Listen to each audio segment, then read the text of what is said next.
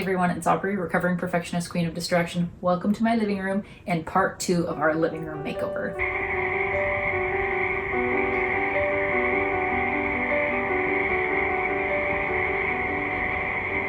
If you weren't here for part 1, feel free to go back and watch that. I'll link that video in the description below. But basically, summed up, we painted some more, cleaned a bunch, shampooed the rug, bought and returned several sets of curtains, installed a new light fixture, and built a frame for our Samsung Frame TV, all while turning the rest of our house into a complete state of chaos. Phase 1 with paint, the light fixture, and the supplies for the Frame TV, that left us with a total investment of about $350. And that was thankfully all of the big purchases. Since then, we've gutted our old radio to hide like the PlayStation, all the TV cord crap, completed a gallery wall, and I spent a significant period of time overthinking several minor insignificant details. So tonight, let's chat about what we did and take a look at the final result.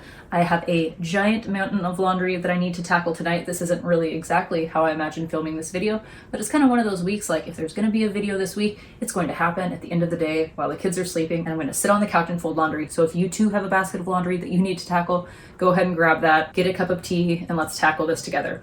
I will not forget about the load that is currently in the dryer. It's just the most infuriating thing when you spend a very significant portion of your night folding laundry just to wake up to realize that there's still a load in the dryer that you could have folded the night before. Okay, moving on. So first thing, our very old radio that we don't use. It doesn't work, and we had found it in the outbuilding of the property that we have bought and currently live on. We cleaned it up, moved it in the house, and there's this section that folds out and it has like all the controls for the radio that does not work.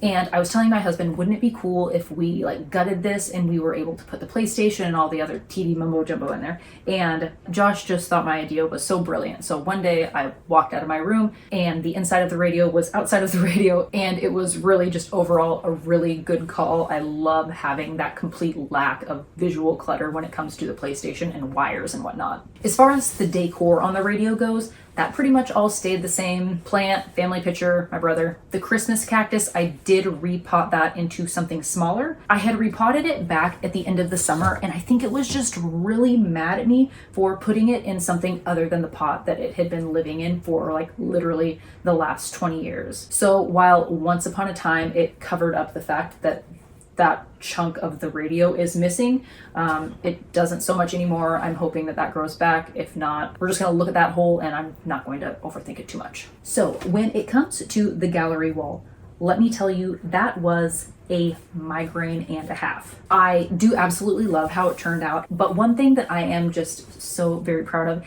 is I did not buy a single frame for this. All of the frames that I have were either given to me by friends, family, and the majority of them my dad rescued from my grandma's storage unit when he and my uncle cleaned that out after she passed away. The only two things that I did buy for this were the art pieces, but for the most part, all of the frames that I had worked well. There was a smaller one with some really horrendous matting in it, and I had an adhesive wallpaper sample that had been on my wall in my bedroom for almost a year now, and I ended up taking that off and cutting it to where it would cover the matting, and that ended up working out really well. I was very proud of my MacGyver-ness when it came to that. That's not a word, but you know what I'm talking about, right? Maybe. I was very creative.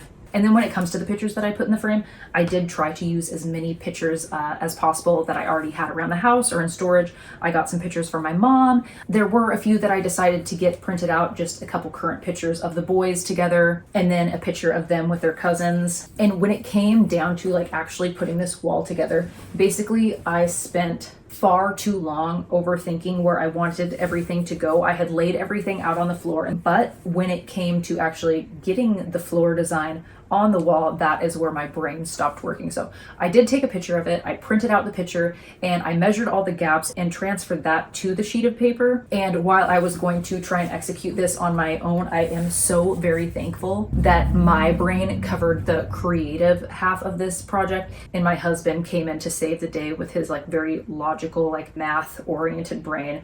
And it was an interesting experience just us working together to try and get this on the wall, because it's like he was trying to get to the same exact point that I was, but both of our brains were working in totally different ways. So thank you, Josh, for making this happen. So one thing that did happen with this is I wanted a portion of the gallery chunk to overhang the arm of the couch, and we did that, but that left this not being centered with the wall. And initially we were thinking like, do we put some kind of floating shelf in the corner to kind of offset that, or do some kind of hanging plant to like balance it out visually? But honestly, like I don't even notice it anymore. I don't think anybody else will necessarily notice it. So I'm just not going to force that. If something happens to work out just naturally, like we come across something that works perfectly for that situation, wonderful. But at this moment in time, I don't care anymore. So with the curtains that I ultimately did end up choosing, I am so very happy with them. I love the color. It looks so bright in here. The thick material has really helped keep it warm in here on cooler days, which we had experienced a lot of recently. And I know in a perfect world, they would be longer. They would be touching the floor. But if you have ever played hide and seek with a child who's hidden behind floor length curtains and stepped on them and pulled them out of the wall, you know that having floor length curtains with children, like in our main living space, it is just not a realistic option. So sorry that my curtains don't touch the floor. Also, yes, the rod should probably be higher, but then I don't know, like also, wouldn't it be weird if it was just like right up against the ceiling? I don't know. And then the side of the curtain that does go back behind the couch, I just ended up chopping the excess off. It felt like a very barbaric and savage thing to do, but it looks way less ridiculous when it's pulled back. And now I have a random scrap of fabric I'm going to hang on and never actually do anything with. So my corner chair area, really a lot stayed the same there. Still have the same pillows, still have the same throw blanket. I do really miss the rug that I had there, but it just looked so dang dingy with the new wall color. I did hang the mate for one of the art pieces up in the gallery wall above that chair, and it looks like something is missing. I was kind of thinking of like maybe a shelf situation with like a hanging plant, or just a hanging plant hanging from the ceiling. And it just kind of feels like one of those things now that I have just overthought far too much. And I don't feel like I have the mental energy or really even interest to force anything to happen there. So I'm just going to leave it as is, and whatever is going to happen there will eventually fall into place in time. As far as kid stuff goes, not a ton has changed. Toys were pared down, so I did eliminate one of the baskets that was under the TV console area, and I just swapped those out with two matching canvas baskets that I already had on hand. But we still have the kid rocking chair that nobody ever sits in, the block duck thing, and then a basket for all of our library books. A lot stayed the same, but it really just feels significantly more complete than it ever did before. It feels so much more open and airy in here, which, living in the Pacific Northwest, when we're pretty much like gray until May, once September, October hits, having a space that doesn't feel suffocating, especially during these winter months, is crucial for my mental health. And I love so very much how this space ended up turning out. I mean, all I need now is a new couch, but I think that we're gonna wait until the boys are significantly older before that ever happens. But I mean, like I had said before, if any company wants to give me a free couch, I am not going to say no. And in the meantime, I'll just keep checking my inbox for those couch collaboration emails to come in. But for now, this project is as complete as it is going to get. I definitely feel like this is a space that will serve us well for however long this space serves us. I am considering homeschooling, like very strongly considering homeschooling Jackson next year, my oldest, and I do see the structure of this room possibly changing. Time will tell, regardless of what ends up happening. I think that this room does have a very simple and adaptable slate that I could easily work with, with whatever happens down the road. So we'll see. I love it. My favorite thing, hands down, is definitely the frame for the frame TV. I'm just so thankful for my husband for making that happen. Like I had mentioned in the last video, shout out to you women who aren't terrified to use power tools, but a drill and my weed whacker is like as far as I'm willing to go in that department. Just things with blades terrify me. What? I'm folding laundry way different than I normally would when I'm like not talking.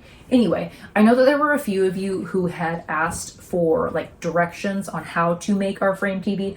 Well, shame on me. I really did not document that as well as I could. So I will link in the description the few videos that we did watch for inspiration. But one thing I will say is I think that all of the videos that we had watched left some kind of notch for the remote signal to get picked up. But with the Samsung frame TVs, I'm trying to think of this like in a way, like how my husband would explain it, which is going to be the way the remote shoots its signal. It goes off of reflection and not like a direct pew. So with our walls being that blank canvas white, there's enough of a reflection to where we can just point our remote at the wall and the TV is still able to pick up the signal behind the frame.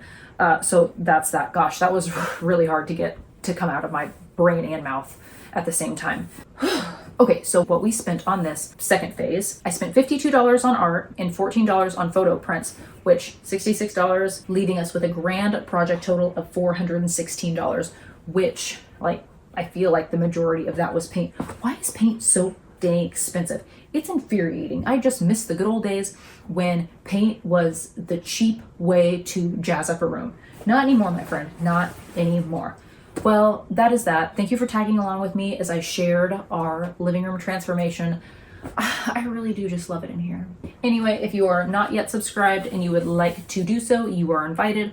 Also, if you heard any cheeping during this video, here is our current chick update. Also, we are incubating some of our own eggs from our hens. So hopefully we will have some of our very own hatched chicks to share with you in a few weeks. So that is all for today. Thank you for taking a chunk out of your evening, day, whatever, to hang out with me. I appreciate you. I hope to see you in the next one. As always, I love you. Have fun and be kind.